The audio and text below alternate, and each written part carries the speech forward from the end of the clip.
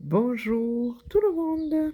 Alors, j'espère que vous allez bien, que tout se passe au mieux pour vous et que les énergies de cette pleine lune, voilà, vous bousculent pas trop, mais en même temps, c'est nécessaire pour pouvoir justement extérioriser tout ce qui a besoin de l'être, que certaines choses se mettent vraiment au grand jour pour être vraiment élucidées. Que les portes soient fermées, que les pas soient faits en avant, pour faire avancer les choses dans votre vie. On ne peut pas rester, inactif et inactive, en pensant que, tout va se mettre en place comme ça, sans rien faire et là, cette pleine lune nous montre que justement, à partir du moment où, on fait les choses et qu'on les concrétise, hein, qu'on pose des actes, mais qu'ils sont vraiment dans la concrétisation, mais après c'est là que tout se met en place. Voilà, donc laissons faire les énergies de cette pleine lune, hein, on est dans les effluves là, puisque c'est 3 jours avant et 3 jours après. Voilà, donc laissons faire les choses et prenons, comme ça vient et remercions avec gratitude de tout ce que l'on peut, avoir justement grâce à ça. Alors, énergie, tirage sur les énergies de la semaine du 1er juin. Et oui, ça y est, nous sommes au mois de juin, 1er juin jusqu'au 7 juin. Voilà. Qu'est-ce qui va se passer? Quelle situation on va traverser? Prenez vraiment que ceux qui résonnent vraiment en vous, sachez faire la part des choses. Ça peut parler autant au masculin comme au féminin. D'accord, voilà, c'est un tirage qui est général. Donc nous allons voir avec l'oracle de la prophétie du feu sacré, qu'est-ce qu'il en est? Voilà, donc si je ne me trompe pas, je crois que 5 cartes sont sorties. Voilà, nous allons voir exactement qu'est-ce qu'il en est. Alors, je commence par 3 cartes. 3 cartes, donc l'arc-en-ciel, l'aigle et le chef. Donc bénédiction, élévation et autorité. Si l'on regarde bien, la semaine dernière, justement, il y avait l'arc-en-ciel et il y avait cette carte de l'autorité qui était en premier, hein. Et là, elle est de nouveau là. On se rend compte quand même que il y a quelque chose quand même qui est assez conséquent par rapport à cette autorité.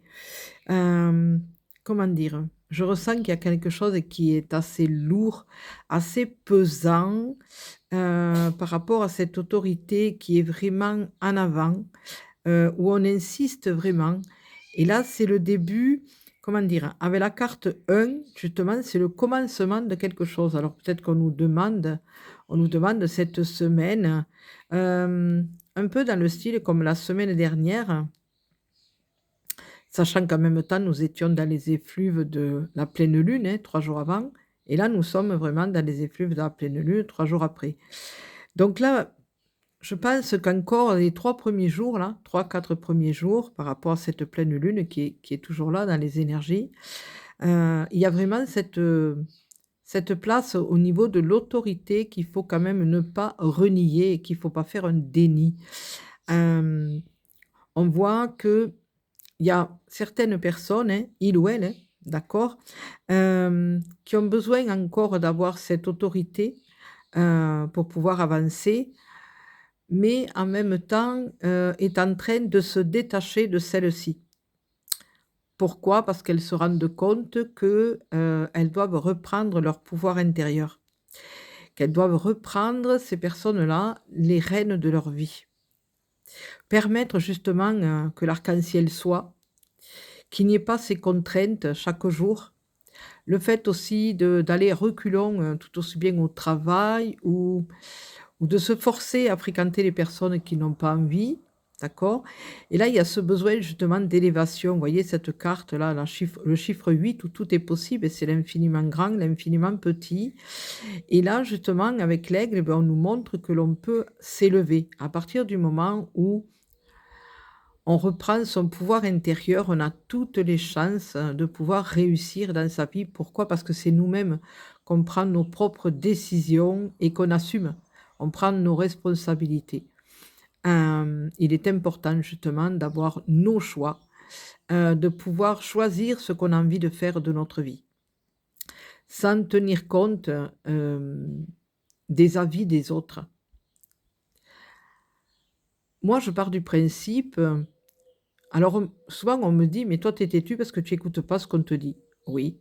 Sauf que moi, je pars du principe que mes choix, c'est les miens, c'est moi qui vis ma vie, et si je me trompe, eh bien, c'est à moi-même que je m'en prendrai. Par contre, ça peut être très grave si quelqu'un me dit: «Tu dois faire ça» et que je le fais et que je me plante. Parce que là, par contre, je ne serai pas préparée. Psychologiquement, je ne serai pas préparée et je me prendrai tout en pleine figure. Voyez la différence? Alors que par contre, si on choisit, qu'on fait nos propres choix, on va prendre nos responsabilités. On va assumer. D'accord, OK, je me suis trompée, autant pour moi et je recommence.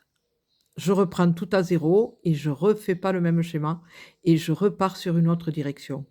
Voyez? Voilà. Vous pouvez vous en prendre qu'à vous-même. Tandis que là, qu'est-ce que vous faites? Si vous avez écouté quelqu'un d'autre, on vous dira: «Mais tu qu'à pas l'écouter» et la personne aura raison. Voyez? Voilà. Donc là, c'est ce qu'on vous demande avec les énergies de la pleine lune encore qui est là. Hem, pour cette semaine encore, voyez, on vous demande justement de reprendre votre pouvoir intérieur. Et que cette autorité puisse être mise vraiment à bon escient, qu'elle soit utilisée vraiment dans le bon sens. Voyez? De vous inculquer peut-être une façon de faire qui va être davantage plus, hem, disciplinée peut-être, hein, au lieu de partir dans tous les sens.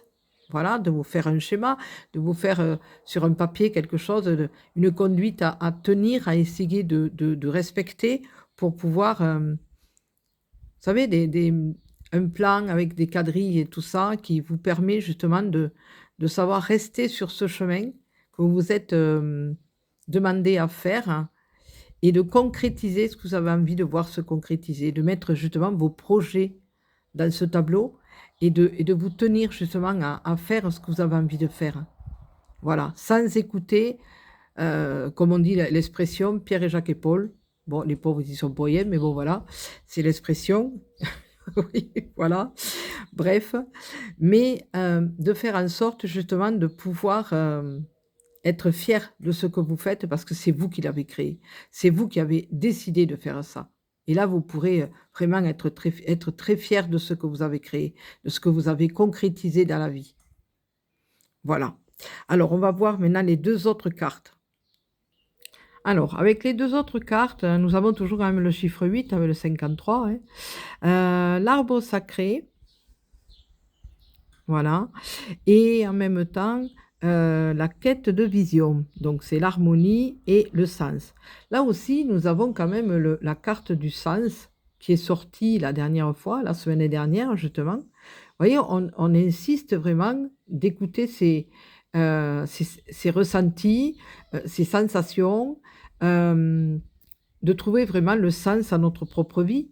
Là vraiment, on est encore de nouveau alors attendez, hop, parce que j'ai le vent qui se lève bien sûr, comme d'habitude, il faut bien que excusez-moi d'avoir bougé. Hem, mais nous avons quand même cet arbre, l'harmonie qui est quand même assez importante et qu'il faut faire en sorte justement qu'il se casse pas la figure, qu'il se déracine pas. Alors quand je dis ça, c'est parce que justement cet arbre de vie, parce que c'est l'arbre sacré, l'arbre de vie, c'est ce qui est à l'intérieur de vous, hein, qui réunit toute la famille intérieure, hein. Tout ce qui vous représente, vos propres racines, qui va au niveau de la genèse et qui fait que maintenant, il faut faire en sorte de bien ancrer ces racines pour que cet arbre justement puisse s'épanouir et que vous puissiez faire cette élévation, et que vous arriviez à trouver le sens de votre vie, et le sens, la direction que vous devez prendre. Il y a des fois certaines directions, des personnes qui veulent à tout prix rester quelque part et puis malgré que ça aille pas, mais il arrive un moment donné où, un grand vent, une tempête, quelque chose qui fait que ça ébranle cet arbre et automatiquement, les racines, se cassent parce qu'elle n'est pas solide, parce que c'est pas la direction que vous devez prendre. Vous devez aller dans le sens qui vous élève, qui vous donne de la joie, le fait d'être heureux, d'aller là où vous devez aller, au travail et tout ça. Voyez? De fréquenter les personnes qui vous élèvent, qui vous portent.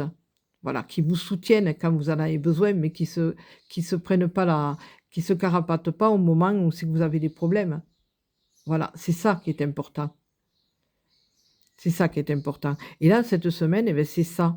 C'est une rétrospection, de tout ce que vous devez éliminer de votre vie et ce que vous pouvez faire entrer dans votre vie pour pouvoir avoir cette élévation et cet arc-en-ciel qui va vous amener quelque chose de lumineux dans la vie. Hem, c'est une remise à zéro en quelque sorte pour certains et certaines et en même temps, de se rendre compte de tout ce qui a été fait derrière et tout ce qui reste à faire devant. Voilà et de faire en sorte de remettre de la lumière là où elle doit être, aux parties d'ombre, mais aux parties de votre vie. Remettre de l'engrais par rapport à cet arbre de vie, cet arbre sacré qui en a besoin, parce que c'est vos racines que vous devez entretenir et pas les racines de quelqu'un d'autre. Il y a que vous qui avez vos propres chaussures, d'accord? Les autres ont les leurs et justement, c'est vos chaussures que vous devez entretenir pour aller loin.